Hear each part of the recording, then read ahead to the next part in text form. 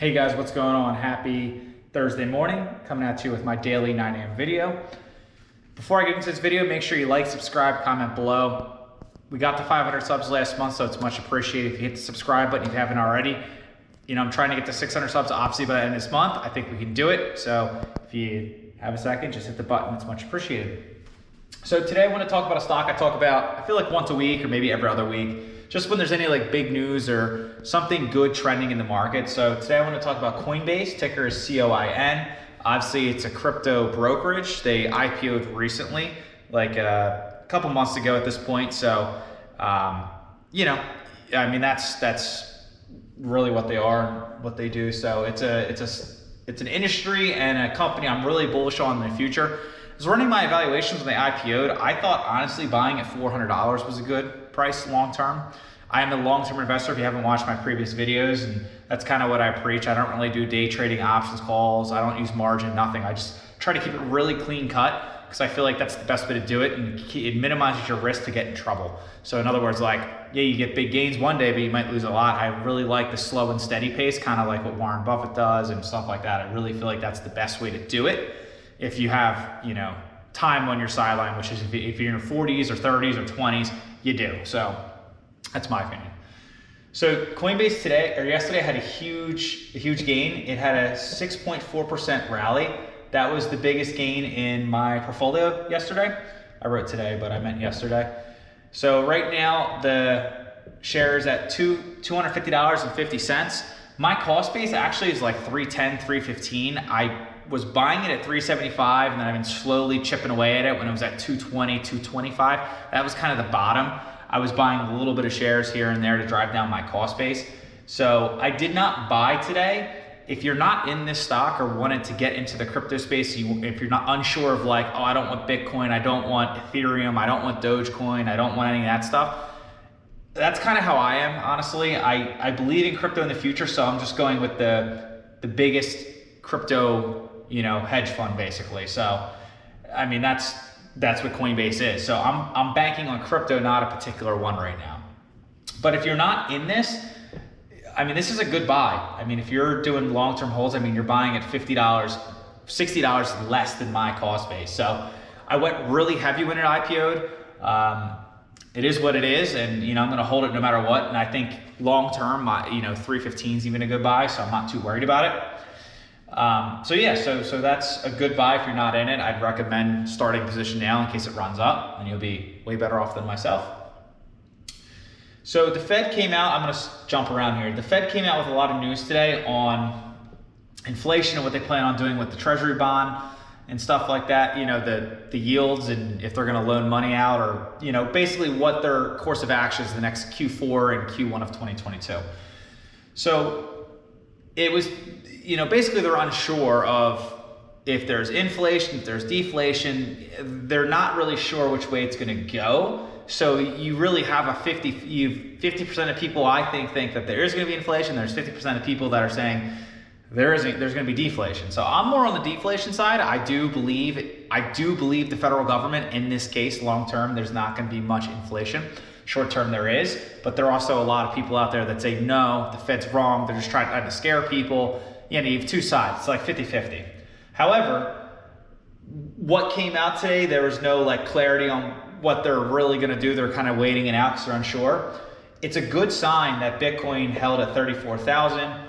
It's a good sign people aren't running out of crypto, because usually if there's uncertainty, the riskiest assets people have, which might be crypto in this case, they'd pull that money out, right? Well, you know, crypto had a great day today, which means one, there's a lot of support in crypto now. Two,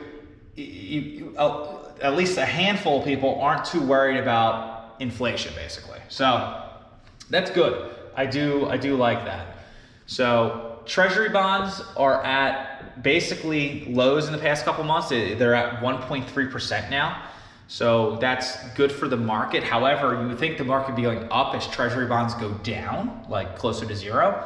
However, the market's kind of like unsure what to do, and it's kind of confusing me a little bit, because usually as Treasury bonds go down, the market goes up. However, it's not really doing that. It's very interesting. So I think they're like, people are confused on what really, if there's inflation or deflation. I think that's really what's coming down to, you know, they're not really thinking about, they're not really looking at the simple principle of, oh, the bonds are going down, that's good for the market. I don't think that's the case. So I think there's a big rotation to, you know, bigger growth stocks, and I think they really have to prove themselves. So analysts have them most analysts have the next quarter and next year's projections super high. However, there's, you know, a shortage of people wanting to work right now. So the analyst projections are assuming that these companies will be fully staffed, therefore they'll hit these earning potentials. So it's a little tricky. It's really hard to balance it right now. Like I can see the market kind of correcting down, which I think what it's doing now. You have a lot of these growth stocks pulling back. Let me just pull up my portfolio just to see some things. So like Beyond Meat pulled back, Carnival pulled back. What else pulled back? Let's see, what do we got? Planet 13 really pulled back today. I might make a video on that tomorrow. What else pulled back? Space pulled back. So like they're SPAC stocks, but Tesla pulled back, Tattoo Chef pulled back.